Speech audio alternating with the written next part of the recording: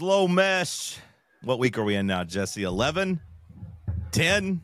10. Double digits. Double digits. Double digits. Jinx. Slow mesh, week 10. Let's talk some college football. This is, what, the third straight week we come in and have a legend, maybe too far, but a noteworthy, two of them, I would say, you know, borderline legends of the generation, and James Franklin and Brian Kelly fired. Throw Sunbelt Billy in there in the middle, and this is 3 straight weeks. Penn State, Florida, and now LSU open. We said it was going to be a crazy season. I think it's surpassed my expectations for it. Yeah, I mean, Brian Kelly's a Hall of Famer. Yeah. I mean, he's a no-doubt Hall of Famer. He's also a no-doubt Hall of Fame SOB that might be among the most unlikable college football characters in the last quarter century. And I think when you come down to it, John, I think that's why he got fired. Because he was not obviously an abject failure at LSU. I did have a big column that I thought it was time to go. Thankfully, that was prescient, that I put out at about 10 a.m. Sunday morning, and come 4 hours later, news starts trickling out that, yeah, it is time for him to go. And I think, you know, the people have covered it, the Tommy Moffitt stuff. I covered it even a year ago. I thought that some of his coaching hires early on, it looks terrible when you're like, I don't think I need Tommy Moffitt. I don't think I need Blake Baker. I don't think I need Corey Redmond. And then a year and a half later, you end up rehiring several of those guys who you deemed unworthy from your inaugural staff. So he screwed up the hiring. He screwed up some transfer portal stuff. He obviously made tone-deaf comment after tone-deaf comment, from broke boy to spoiled to all the other, you know, just some of the hot air that he was spitting. But ultimately, he was just unlikable. And when you're not winning enough and you're unlikable, then that's how, you know, in the state of Louisiana, the governor will get involved, and you'll find $50 million to get rid of him. Yeah, it was. You knew the writing was on the wall. At least it really felt like it on Saturday night, whenever you had so much of the Tommy Moffitt conversation, whenever it was basically A&M dunking all over him and saying, oh, they fired our strength coach, so we really wanted to win this one. And he brought a tackling dummy with Brian Kelly's face on it and everything. Like, once that happened, I was like, yep, Brian Kelly's done in that town. And sure enough, he was. Now, just real quick, since I said it on the open, Brian Kelly, we give legend status to, Hall of Famer. James Franklin, do you feel same way about him? Because it's close for me, and whether or not I say that he deserves that status. Yeah, I would say he's still on maybe on a tier below. You and I like to do the tiers. I would say he's on a tier below. I'll say what's hilarious about this, John, is that it was one of those deals that was not surprising, and we already knew, you know, from pretty much day one, from the stupid family stuff that he said, that he was never really part of that LSU family. But it is one of those, I think, are you a subscriber to the Brian Curtis Press Box pod? I am. Do you listen to that? I do not. Okay, it's a great pod. I'll shout it out. It's Brian Curtis on the Ringer, but it's a good podcast. But he kind of has deemed this the Now They Tell Us stories, you know, all the stuff that trickles out after they finally fire the guy. This was one of those ones where everyone knew that Brian Kelly was a detached asshole before. And so every story that's come out, it is terrible, and they are terrible, the anecdotes, but it's also the least surprising thing ever. Not one person is shocked that, you know, the politician's politician is out there keeping everybody at an arm's length, basically had no good relationships with either folks on his staff or just people in Baton Rouge. So bad fit on day one. I was someone, and I still think, as we kind of spin this forward for other hires, fit is all relative.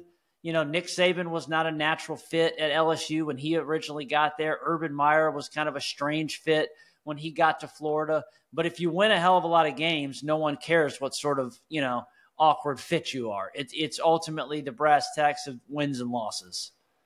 Correct me if I'm wrong as we try to go down memory lane, but this hire was pretty universally praised when it happened with Brian Kelly. For sure, because this was also, you know, this was the crazy 21 carousel. And this is where they swung big on Lincoln Riley.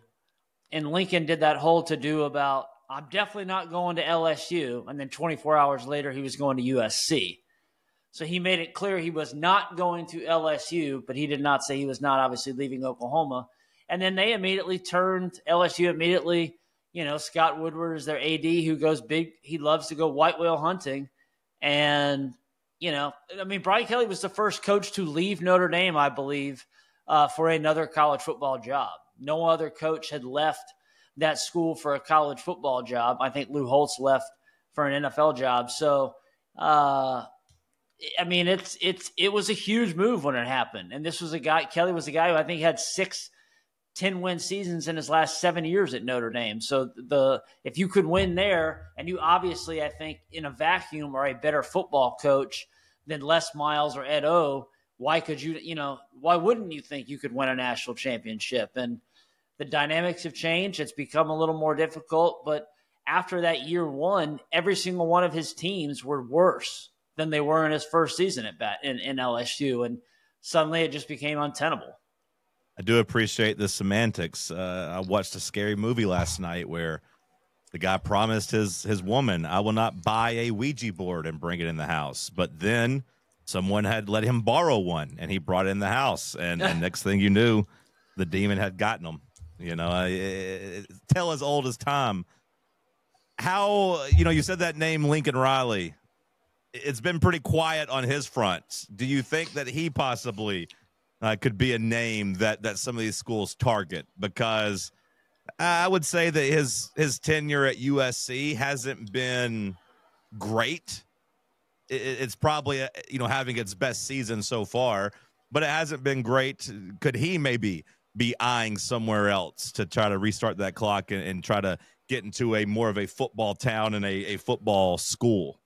So before the season, because of the investments that Texas Tech was making and because of Riley's natural connection there with Mike Leach, with him starting his career there, I kind of had that one circled as one to watch for, hey, if it's still not going very well at USC, does he try to restart the clock and maybe he get back to those Texas roots? He didn't want to leave the Big 12 in the first place. He clearly has little interest in the Big 10 with all of his complaining about the travel right now.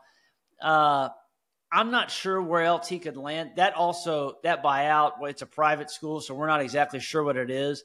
It may be insanely prohibitive unless he's just going to give up oodles and oodles of money.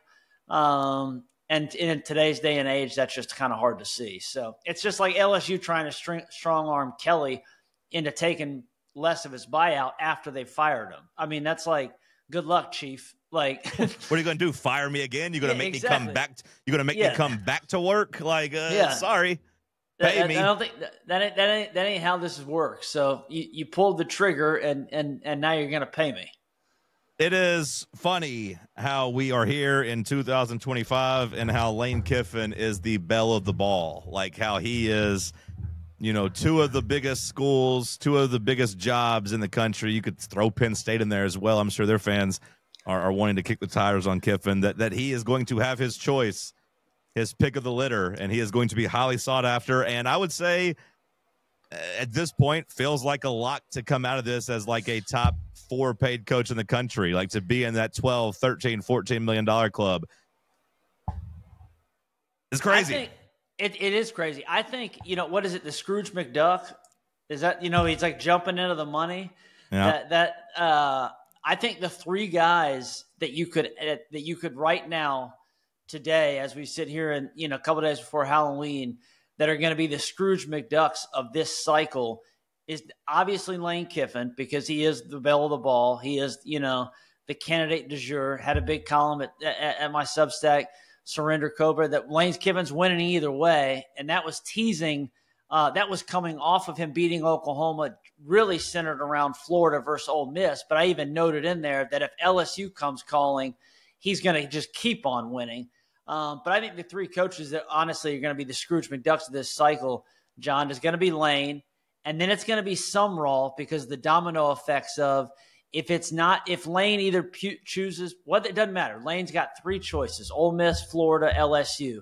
Sumrall is going to be a candidate for either LSU, Ole Miss, or if Auburn comes open, Auburn. So you got these three schools battling over him.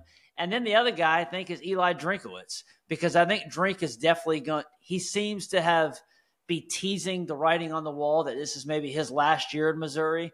And I think he's going to get a huge pile of dough from someone, whether it's a Florida, whether it's a Penn State, whether it's, one of these other programs. The offense at Missouri played like Drinkwitz has let them know he's leaving with the way they played against Vandy. That was tough to watch as those two teams just kind of kept swapping punts and mistakes and missed field goals and turnovers on downs. Okay, well, if you are Lane Kiffin, what's the path here if you're him? Is it LSU? Is it Florida? Before we get Ole Miss in the equation, which job do you see as better? Maybe not for every coach, but just for Lane Kiffin. Who would you what school would you see as the better option there between Florida and LSU? Well, it's funny. I do think, unequivocally, LSU is a better job than Florida. LSU is a top 5 job in college football. Florida is no longer, I don't think, we talked about it last week. I don't think Florida has a house in that neighborhood anymore. 10 years ago they did, not anymore. But I do wonder, again, Lane was cosplaying Steve Spurrier again on Saturday with the rotating the quarterbacks inexplicably, down by the goal line, with the bizarre 4th and 1, trusting your offense, on the 30-something yard line when Oklahoma's offense is just broken. It almost seemed like he was talking shit to the player at the end of the game. The whole thing just seemed like he was trying to. It almost seemed like at times in that game he was trying to make a mistake, whereas Ole Miss wouldn't be that sad if he left. Like it was almost like he was trying to sabotage it a little bit just to make the breakup easier. He started staying out late at night and not texting back right away, just like, "Hey, Ole Miss, if you want to be mad at me, like we can make this easier." And then it worked out and they won. And then you talked about talking trash to the player. He then turned around and did it to poor Brent Venables yesterday. Just listed all the times he's been on the right side of the game. And Brent Venables is on the wrong side. It's like, well, maybe he had the better team there too. Maybe he had the better team when we beat him in the national championship. Bringing up his days as Alabama's offensive coordinator. It was just, he's leading into the Spurrier thing, his ties to the state of Florida, the fact that, and this was part of my column, is that Lane is always in on the bit. This has been kind of the Lane media hype storm from the Kiff-O-mercials, I think is what I dubbed it, from the E60 to some of these flowery features, to even when and so like he'll make these comments, John, that's like how much he loves Ole Miss and the family and how much his family's, happy there and kind of has found peace. And then in the very next sentence, he'll make sure that like he tells Molly McGrath that he met his now ex-wife in Gainesville and they had their first date there. He's always just kind of poking the bear. And so for that, I do think that I can see him fitting in better at Florida than LSU. But because of all the built-in advantages at Louisiana, and I do think that Lane, he's a guy that we both know lives on grievances. And I think it chapped his ass that LSU did not have any interest in him the last time that job came open in 2001. When they did hire Brian Kelly and they didn't even look at Lane. I wonder if he, if he says, if they do come calling, he's like, there's no way I can turn this down. Maybe he's mad at them for not offering in 21 and he holds a grudge and ends up not going. What percentage could be that way too? What percentage do you give him right now of staying at Ole Miss? Just getting treated like a god there, just getting the money he needs, the NIL he needs. And he just says, you know what? I have meant what I have been saying the last couple years, that I'm happy here, that money is money wherever. I'm good. What percentage does he stay at Ole Miss? I'm gonna give it let's say 35%. Okay. I think it's a little higher than people think. Ole Miss, I think you can pencil into the playoff right now. Do you agree with that? Yeah. I mean, I talked about it all last week. That was basically an elimination game or a win and end game, the opposite of elimination game for Ole Miss. When you look at the rest of their schedule, I think even if they dropped another one with the Lane fanfare and the way the way the committee treated them last year, even after losing to Kentucky at home, the people buy into Lane's product. So yeah, I think they're in. I think they're in. I was going to say, I think that to me, Jesse, that makes I feel like you're 35% low. It might be low. I think I have it at 50. I think I have it at 55% that he stays. Okay. I think it's more likely than not. To your point, then, and this is what I was going to say. That just I think is an exclamation point for the point I'm about to make for why it maybe should be higher that he's going to stay, even though I think that the writ large folks out there believe that it's an LSU Florida conversation and that Ole Miss is not even in the mix anymore. They ranked last in the SEC and somewhere in the 100s in returning production this year. This was supposed to be not necessarily a rebuild year. I predicted before the season, got a lot wrong. Hopefully I'll get something right. One of the things it looks like I'm going to get right is that I said Ole Miss and Texas A&M were going to finally break that glass ceiling and make the college football playoff. So it's not like there weren't expectations there for this Ole Miss team, or at least the potential. But last in the SEC in returning production, somewhere in the 100s, and Lane has just proven that he can push the right buttons in the portal. He can make a guy like Trinidad Chambliss, who was a D2 star, carving up Brent Venables' defense for almost 400 total yards on Saturday. I think if he can continue to do that and there's not the pressure in Oxford, your 55% is right on. I mean, because it's like, what more do I need? How much more money do I need? What do I really have? Florida can't offer a higher ceiling than potentially winning the national championship, which is what Lane, I don't think he will, but is what he could do this season. And neither Florida or LSU can offer anything higher than that. Yeah, and I don't think Ole Miss is ultimately going to get outbid salary-wise anything substantial. No. Maybe $1 million. Maybe Florida has some tax advantages, whatever. But you also forgot the major point there, and that staying at Ole Miss is the best troll move. And Lane Kiffin is getting the last laugh, just like, hey, Florida, hey LSU, here you are begging for me. Nah, I'm good. I'm just going to stay here. Well, and the other thing too is that he could actually troll times two, because then when whoever Florida hires or whoever Louisiana hires, and he beats one of those guys again, he can continue to kind of troll those fan bases that, well, maybe you should have offered me something better. Yeah. Maybe I could have been your guy. CB writes in, and it goes along with what we're saying. Is there a such thing anymore as a home run hire? Because we talked about Brian Kelly. Everyone called that a home run. We've talked about Lane Kiffin. That feels like people will call it a home run. Is there a such thing as a home run hire anymore that, everyone loves on paper that is going to 100% work out? Well, the problem is that I actually noted this. I don't know if you saw it, but Stu Mandel wrote a column at The Athletic about how there aren't enough coaches available for all these hires, particularly the elite ones. There may not even be one. And I think in a vacuum, or maybe the idea of that, I don't think is necessarily wrong, but I think it's contextually maybe a little bit disingenuous. Maybe, I'm not sure the market is necessarily oversaturated with the lack of options, as much as it is that every athletics director now thinks that they have to win the press conference instead of hiring a guy who's actually going to win more on Saturdays. And so because of that, the home run hire question, there aren't enough guys to actually be out there to be a home run hire, because look what happens. Somebody has to take the losses. And so a guy who you may deem a home run hire, like Luke Fickell, suddenly goes to Wisconsin and just gets his ass kicked for 3 years, where they're going to have to do this whole song and dance again.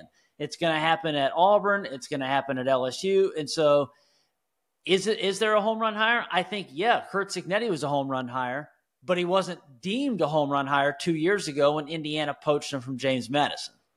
And that's probably more so just because we didn't care about Indiana. Right. Like we probably didn't even like give it much thought. It's like, of course, yeah, go hire James Madison's coach. Like, what are you going to do there? Win 7 games, so what? But like, I think if we'd been paying attention and Indiana had some pressure, maybe we'd look at his resume, we'd look at his his fieriness and his personality and would have deemed it as such. But the crazy thing is, we're giving all this attention to Lane Kiffin, and I'm not even sure that he's a home run hire, just like on the fields. Like, he's done a good job.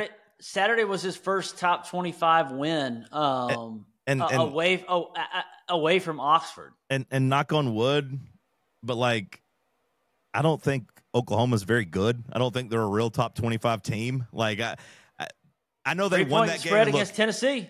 Well, that's what I'm saying. I'll knock on wood. Like, I don't want to bring any bad karma into my house. I told you I watched that movie about the Ouija board, so I gotta cast these demons away from me. But I don't think Oklahoma is very good. That's a team that maybe finishes like 7-5. So like when you actually look at it, Lane Kiffin, in terms of winning on the road, it's been a long time since they did anything like really notable there. They beat Georgia last year at home. That was a good win. Like, he played Georgia good on the road this year. But I think a lot of this Ole Miss success has been because every year we look at their schedule and say, that's a pretty good schedule. You got a pretty good draw if you're Ole Miss. And I wonder if he can do that year in, year out somewhere big with a lot of pressure. I don't know. And to the point of the home run hire, it speaks to the echelon of candidates that we perceive to be the best on the market, that Lane is, so clearly the belle of the ball for so many of these teams. Because who are the best coaches in the sport right now? It's Kirby, it's Day, it's Dan Lanning, it's Marcus Freeman, it's Dabo. Dabo's a little bit old, whatever, but he still has 2 national championships. Not all those guys were former hotshot assistants who got some time to rise in the ranks and then become head coaches as a first-time, head coach, and kind of, take some growing pains, particularly with Freeman, Kirby a little bit after that year 1. But now look how successful they are. And yet today, as we've talked about, these ADs, when you fire coaches and pay $50 million for guys to go away, they don't want to, hire on the quote-unquote perceived cheap, so to spend only $4 million to hire a Will Stein or a Glenn Schumann or something like that. And B, they don't want to be patient enough to potentially go through some of those growing pains, because every team in the SEC and half the Big Ten believe it's their birthright to make it to the playoff. And so if you don't make the playoff, you're a year away from being a year away. Did anything in week 9 other than, of course, LSU getting blown out and getting Brian Kelly fired, did anything else in week 9 stand out to you? Well, I think the reverse side of that is that I think A&M legitimized itself as that it is a true contender this year, and not just some, pesky, upstart with all the oil money that continues to kind of figure out how to slip and fall on their face most every season. Again, they beat the hell out of a team. You're talking about Oklahoma. I don't think LSU is very good. They beat a team that probably is going to finish 7-5, but they did it significantly. They did it with a stamp. My concern, I don't know if this is your concern, my concern a little bit with A&M is the fragility, I guess, maybe, of Marcel Reed. We have not seen him necessarily get hurt this season, but some of the hits that he's going to continue to take if he runs that much. I mean, he's Lamar Jackson, but he's like Lamar Jackson. He's like a skinnier Lamar Jackson. I mean, he's a pretty thin dude. Little concerning there, but I really like that team. I mean, Mike Elko's really well coached, or is a really good coach. He's calling those defensive plays. They got some beasts on that front 7. That offensive line might be the best offensive line in the country. So I think the reverse of what happened in Baton Rouge, you have to have the takeaway that A&M is absolutely a contender for a national championship team, or a national championship contender this fall. Yeah, I keep waiting for them to stumble, but they don't. They just keep winning. Oh, and Indiana's still a wagon too. Yeah, Indiana, they are, I mean, kind of like the Colts, the professional team in their state. They're just going to overwhelm and just beat up on the bad teams. And UCLA, nice little run. You won 3 games in a row, but you're still a bad team. And Indiana just absolutely belt to ass there. Alabama survived. Vandy, as far as I'm concerned, knocks out Missouri from the playoff race. BYU struggled a bit with Iowa State, but they end up winning going away.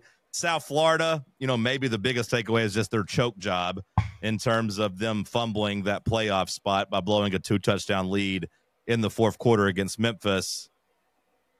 And then, of course, Texas, Mississippi State finding a way to lose because they're losers. Yeah, that's why they're called Mississippi State. That's what there's an old joke there. It does seem like we're in store for some impending chaos in the ACC. Not the most interesting of conferences, but just kind of some of the results the last 2 weeks. You have Miami on the outside looking in because of tiebreakers. Georgia Tech keeps winning. Louisville won. SMU, face planted against Wake Forest. The Horseshoe Hoos. I mean, Virginia just keeps pulling it out of their rear end with some of these wins in overtime that are just ridiculous. So there's going to be some ACC chaos, I think. Good start as soon as this weekend, but certainly I think in the month of November.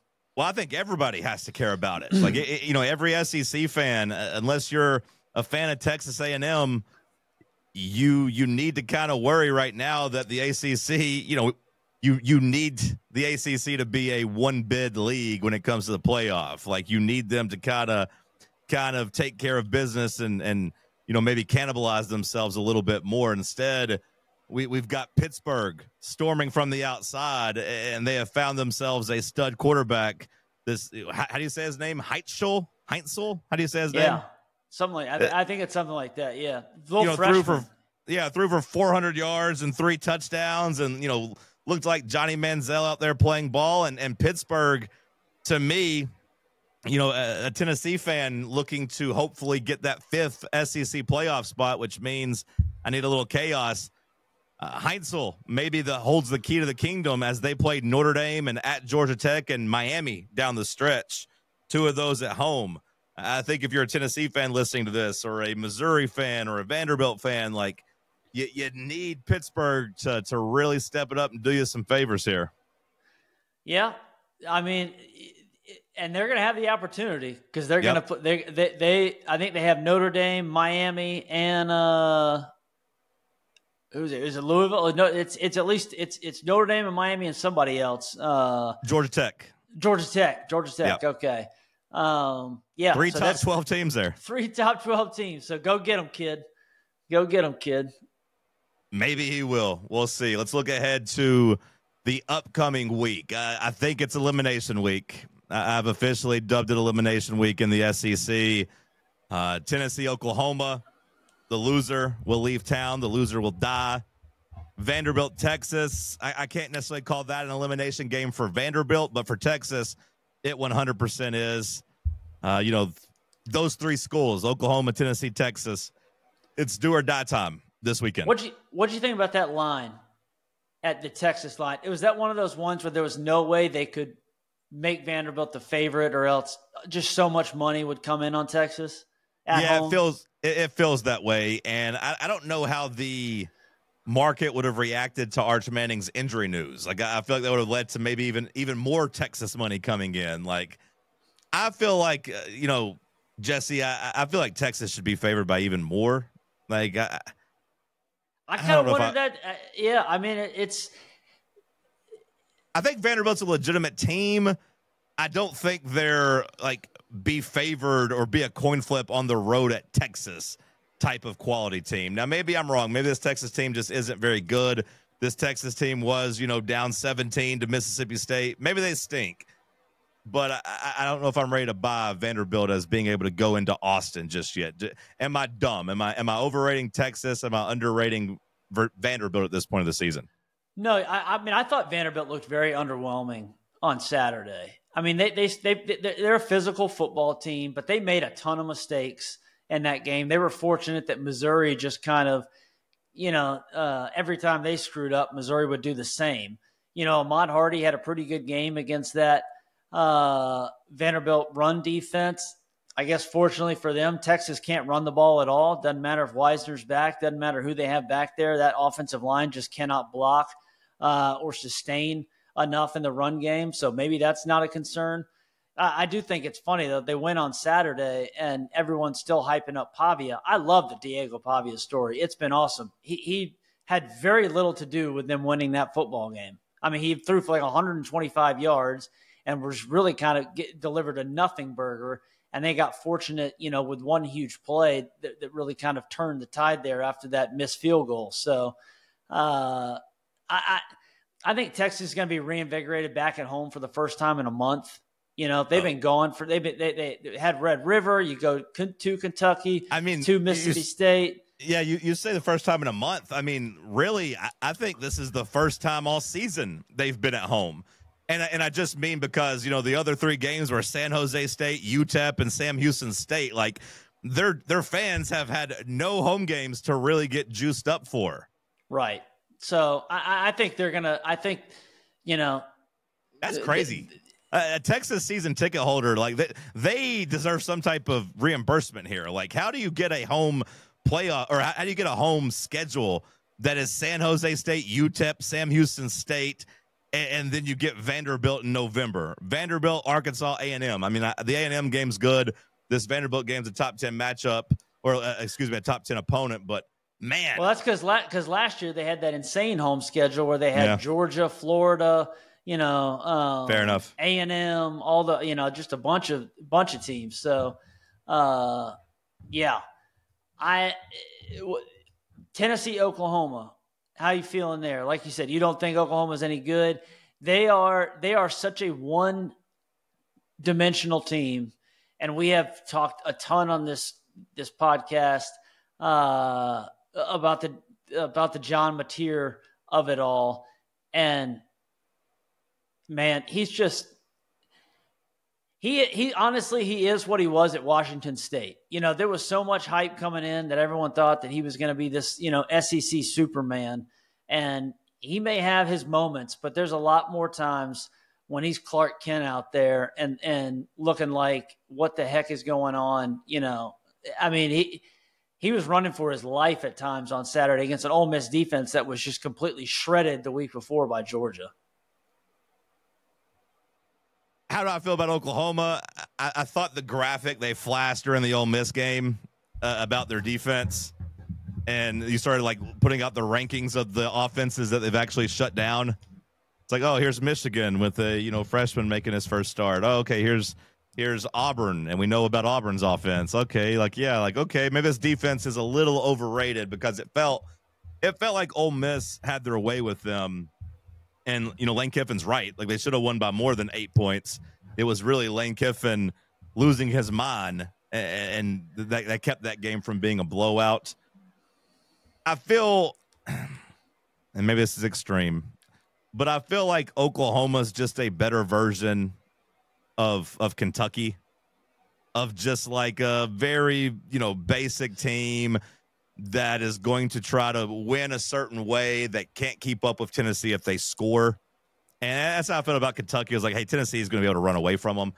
I think Oklahoma will be in a similar boat that if they get down against Tennessee, I just don't know how that offense, comes back. Like, if you called them one-dimensional, so like if they're down one or two scores and they're having to throw even more than they would be in a normal game on the road, that just feels like a recipe for disaster for them. Now, with that being said, a lot of people down on Tennessee's defense, and there's a lot of talk here this week that defense, that secondary, might be getting another blow to them as Colton Hood maybe going to be out with an injury. So, like, that could be cornerback 1, cornerback 2, and cornerback 3 out for Tennessee. So, is McCoy just never coming back? Was this whole thing just a ploy to, like, put him on every single – No, I'm not going to say that. Everybody I talked to, even this week, Jesse, is still saying that he wants to play. that he wants to get out there and wants to play the moment his body is ready. Now, I would say that, Tennessee needs him badly this weekend, especially if Colton Hood is out. But, Volquest, Austin and Brent, even today, were saying, hey, he was out there limited at practice, and he is still trying to get ramped up and still trying to get ready. Doesn't mean he'll be back for Oklahoma, but you got a bye week. You got New Mexico State before Florida and Vanderbilt. So I haven't given up on McCoy just yet. I don't think we'll see him against Oklahoma, and the secondary needs help. They need to be getting healthier, not losing, their best guy now in Colton Hood. That's a tough blow, and that's the path for Oklahoma, staying in the game. It is just Tennessee just going to be down to freshmen and walk-ons basically at cornerback. Yeah, but I would say that's where Tennessee's defensive line and some of those guys, Tyree West and some of the guys they have there, that it's going to be on them to basically beat a bunch of, Oklahoma starting a pair of freshman tackles. Yep. They have just been turnstile this entire season. It has to be a big home atmosphere for Tennessee, and the offense has to do their job in terms of scoring points early. And it's funny because some of the advanced metrics has the game closer even than the spread. Have Oklahoma winning. Who had that? Connolly's SP Plus has Oklahoma winning by one. So I hadn't actually seen Connolly, so I saw Sagarin and I saw Parker stats, and both of those were like basically Tennessee by 2.5 in the end. But both of them had it, I think it was like 24, 26, 27, 25, something like that. I think it's hard for Oklahoma to get 24 points. And maybe, Tennessee's secondary being beat up could help alleviate some of those issues for that, Sooners offense. But I think if Tennessee gets to 28, I would have a hard time seeing Oklahoma win the game. Getting north of 28 in Neyland, I'm not sure this Sooners offense can do that. Yeah, there's a lot of Tennessee fans screaming about how we gave up 35 to Kentucky. We ain't going to keep Oklahoma under 30. Well, that's what I thought, Jesse. I thought it was a game flow thing, and I do think this defense, while Colton Hood was healthy, was able to get stops for the most part when Tennessee needed them. Georgia game, last drive, of course, notwithstanding, and the fourth quarter against Alabama, you didn't have a very good showing there. But against these other teams, I thought they've showed decently enough, and this should be a good home atmosphere. So I expect Tennessee to win. What other SEC game you shoot out? Yeah, I was going to say, I think we'll wipe out Oklahoma. We'll knock them out of the playoff. I think. Are you picking Texas or Vandy? What was your official pick there? Did you have one? I'm picking Texas, but I think Vandy's still alive. Well, Vandy will be alive, and Texas will be alive. Texas got a hard row to hoe. With a trip to Georgia coming up, but that would all of a sudden get a pretty big jumbled up, 7-2 for a bunch of teams here down the stretch, which would be really fun. I think Missouri has a bye week, right? Mm-hmm. But I think they get officially eliminated. They're done because their quarterback's done for the year. But I think A&M does them in next weekend to kind of put a dagger in those hopes. There is another. If we're talking about playoff elimination, I think what happens, because you talked about Lincoln Riley earlier, USC has a huge game against Nebraska. And the winner of that game stays alive nominally at 7-2 or whatever they are, 5-2, 6-2, but the loser's done. I don't see Nebraska having enough resume, like opportunities. Even if they beat USC, they play UCLA, Penn State, and Iowa. I don't think that's enough to really make them a threat. USC I think if they're 10-2, it's going to be hard to leave a Big Ten team out. I could be wrong, but especially if you beat USC and Iowa, Iowa should be ranked. They will be ranked a week from now, probably. You think it'd be tougher to leave a 10-2 like Nebraska out than it would be to leave a 10-2 Tennessee or a 10-2 Vandy out, because there's only so many spots? I would think. No. You're right out there. If it's push comes to shove, I think you're going to choose the SEC teams just because of what they have on their resume vis-a-vis. But They'll Although the politics, they'll be in the conversation, I should say. The politics is going to be interesting because right now I would pick 3 Big Ten teams to be in the playoff. Does the SEC get 5 and get to kind of trump them there? Would they get 2 more than them in there? That's going to be an interesting debate. And, next week we'll have a little bit more knowledge of what the committee's thinking, at least next week. We know that they change their mind week in, week out, no rhyme or reason or consistency. But the first playoff ranking will come out next week, and we'll kind of get an idea of what they think about some of these teams. I do think Iowa has a chance to maybe play spoiler, where I don't think Iowa's going to be able to run the table to become a playoff team. But if they beat an Oregon, if they beat, I think they play USC. If they play, if you have one of those games, then Iowa could really become a spoiler down the stretch here, where there's a chance maybe the Big Ten just gets in 2. Oregon, because if they start. Oregon at USC, Michigan State at Nebraska. Iowa is still alive, definitely, when you look at their losses being a road loss at Iowa State and maybe one of the more impressive close losses, losing by only 5 at home to Indiana. Right. If you give them Oregon and you give them USC, they would definitely be back in that conversation. So there's still plenty of teams alive. Yep. We didn't even talk about, some of those, the Alabamas and the Georgias and those teams that are trying to, sneak in, and we'll see who has to play in the SEC championship or doesn't, and kind of how the tiebreakers work for that. For, are you in competition for an at-large berth or not? We'll see how it shakes itself out. This does feel like this was a successful season for the powers that be when it comes to a 16-game playoff, because you're going to have some teams, I think, get left out that are going to feel like they had a real claim of making the dance. So this will be further pushing us down the slope to a 16 or 24-team playoff. But we're making it to November, and a lot of games matter. I was very anti-expanding the playoff from 4. I think I was wrong about that. I think it's been really fun. I think it's been good for the sport. Anything else you want to get on record?